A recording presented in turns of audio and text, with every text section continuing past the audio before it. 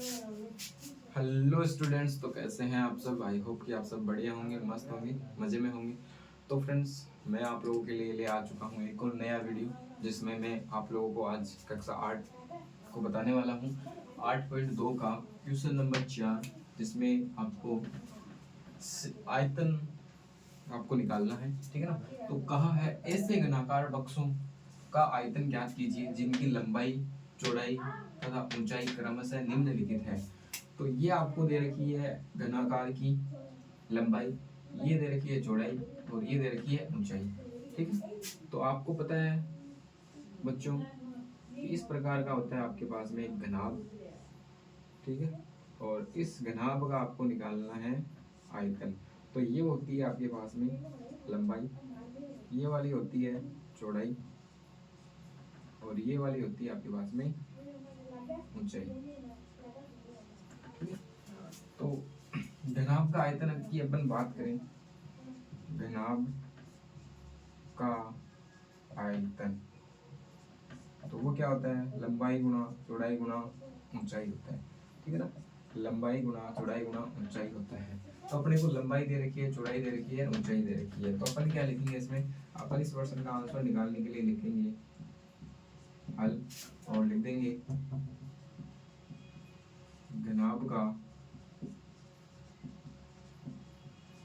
आयतन बराबर लंबाई गुणा चौड़ाई गुणा ऊंचाई, ठीक है। जो कि अपने को दे रखी है 5a गुणा 3a स्क्वायर गुणा 7a की घात 4, ठीक है। अब देखो यहाँ पर अपन गुणा करके चेक करते हैं। तो 5 को अपन ने 3 से गुणा किया, 15 आ गया। 15 को अपन ने 7 से गुणा किया तो 15 सत्तो 105, ठीक है, 105। और एक स्क्वायर को अपन a से गुणा करेंगे तो a की घात 3 हो जाएगी, और a की घात 3 को अपन a की घात 4 से गुणा करेंगे तो a की घात 7 हो जाएगी। और ये अपने पास में इसका आंसर आ जाएगा, ठीक है। सेकंड क्वेश्चन अपने को दे रखा है, सेकंड क्वेश्चन अपने को दे रखा है इसमें, जिसमें लिखा है 2p, 4q, उसके बाद में दे रखा है 8r, ठीक है।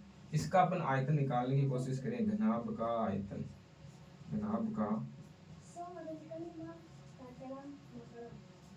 घनाभ का आयतन। तो इसके अंदर अपन निकालने की कोशिश करते हैं। देखो घनाभ का आयतन तो लंबाई गुणा चौड़ाई गुणा ऊंचाई, तो 2p गुणा 4q गुणा 8r, ठीक है। 2 को 4 से गुणा किया तो 2 को 4 से गुणा करेंगे तो क्या आएगा, 8 आएगा। 8 को अपन 8 से गुणा करेंगे तो 64 आएगा। 64 PQR आ जाएगा,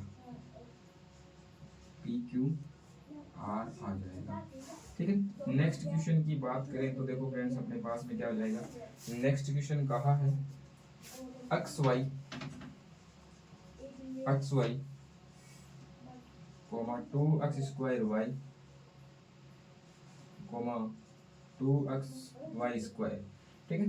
तो इसका आपको क्या निकालना है, इस वाले घनाभ के लिए ना लंबाई चौड़ाई और ऊंचाई दे रखी है। तो आपको आयतन बताना है, तो अपन लिखेंगे क्या, आयतन बराबर वही लंबाई गुणा चौड़ाई गुणा ऊंचाई, लंबाई गुणा चौड़ाई गुणा ऊंचाई, ठीक है। तो अपने पास में देखो 2 को 2 से गुणा किया तो 4 आ गया, x और स्क्वायर और ये x की घात 4 आ गया, y और y स्क्वायर अपने पास में y की घात भी 4 अपने पास में, इसका आंसर आ गया, ठीक है। चौथे क्वेश्चन का देखते हैं अपन। चौथा क्वेश्चन लिखा है, जिसमें लिखा है a coma 2b coma 3c। तो आयतन हो जाएगा LBH a गुणा 2b गुणा 3c।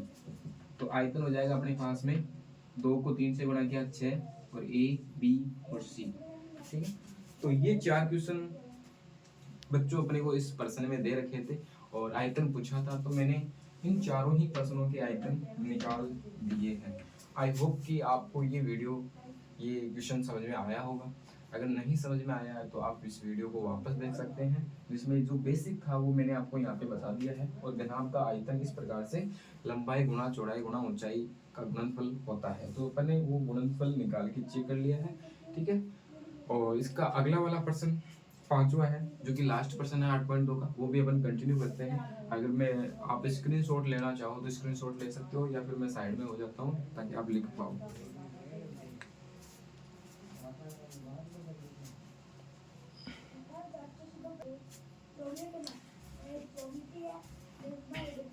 हाँ तो बच्चों 5वां क्वेश्चन कुछ इस प्रकार से है, 8.2 का ही है, जो कि कहता है निम्नलिखित का गुणनफल ज्ञात करें। जिसके अंदर पहला आपको दे रखा है, और पहले का अपन हल निकालने की कोशिश करते हैं कि गुणनफल ज्ञात करना है। तो गुणनफल ज्ञात करना है तो इन सभी राशियों को अपन क्या कर देंगे, गुणा कर देंगे, ठीक है। तो अक्स वाई को गुणा करना है वाई जेड से, और वाई जेड को गुणा करना है जेड एक्स से।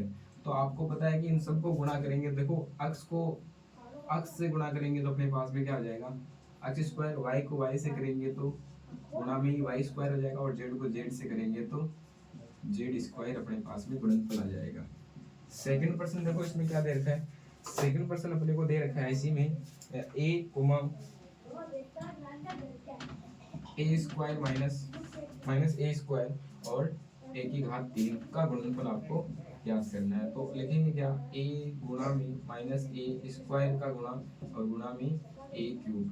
तो इन सबको गुणा करेंगे तो देखो एक को इससे क्या, तो ए की घात 4, और ए की घात 4 को अपन ए की घात 2 से गुणा करेंगे तो ए की घात अपने पास में क्या हो जाएगा, ए की घात 6 हो जाएगा, और चिन्ह जो है वो माइनस का रह जाएगा, ठीक है ना। तो इसके लिए एक फॉर्मूला आप देख सकते हो कि जब आधार समान होते हैं तो घातें जुड़ जाती है, ठीक है ना। तो जैसे कि अपन बात करें ए की घात m गुणा में ए की घात n, तो इसका जो फॉर्मूला आता है कि आधार समान होती है तो घातें जुड़ जाती है।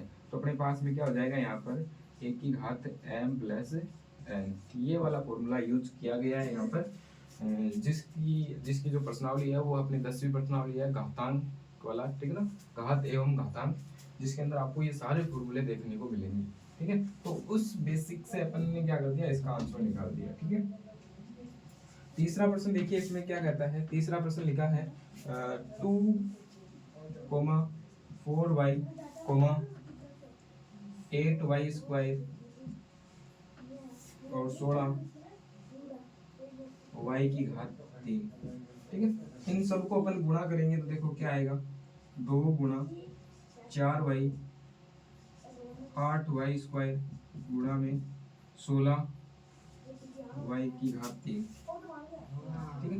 2 को 4 से किया तो 8, और 8 को अपन ने 8 से किया तो 64, और 64 को 16 से गुणा कर लो, तो 64 को 16 से गुणा करेंगे तो देखो ये अपने पास में 24 का 4 पावर में गया 2, 36 और 2 38, ठीक है, 4 और 6, तो 4 12 का 2 पावर में गया 1 और 10, 1024। तो 1024 y को y स्क्वायर से किया तो y की घात 3, और y की घात 3 को y की घात 3 से गुणा किया तो देखो वही कि आधार समान होते 3 और 3 घातें जोड़ के y की घात 6 हो जाएगा, ठीक है। और इसी का जो अंतिम है चौथा प्रश्न, जो कहता है a, 2b, 3c, 6abc को गुणा करना है। तो आपके पास में क्या आएगा, a गुणा 2b गुणा 3c गुणा 6abc, ठीक है। इन सबको गुणा करेंगे, 2 को 3 से गुणा किया 6, 6 को 6 से गुणा किया तो अपने पास में क्या आ गया 36, और abc, और यहाँ पे भी abc है, तो abc में देखो ये abc डबल हो रहा है ना, तो a स्क्वायर b स्क्वायर और c स्क्वायर, ये इसके पास में अपने पास में आंसर हो जाएगा, ठीक है। इसी का ही 5वां बता रहा हूँ फ्रेंड्स। 5वें में देखो क्या लिखा है, m माइनस एम एन और एम एन पी, इन सबको गुणा करना है। तो m गुणा में माइनस एम एन गुणा में एम एन पी, ठीक है। तो इन सबको गुणा करेंगे, देखो क्या आएगा, m को m से किया और फिर m से किया तो m की घात 3, और संख्या माइनस की तो माइनस का लग जाएगा चिन्ह, और n को n से किया तो n स्क्वायर, और p अकेला है तो p अकेला रह जाएगा, आंसर आ जाएगा। तो बच्चों आई होप कि आप लोगों को ये क्वेश्चन समझ में आ गया होगा, और समझ में आ गया तो वीडियो को लाइक कर देना, चैनल पे नए हो तो चैनल को सब्सक्राइब कर देना। मिलते हैं ऐसे ही मज़ेदार क्वेश्चंस के साथ में। तब तक के लिए गुड बाय और जय हिंद।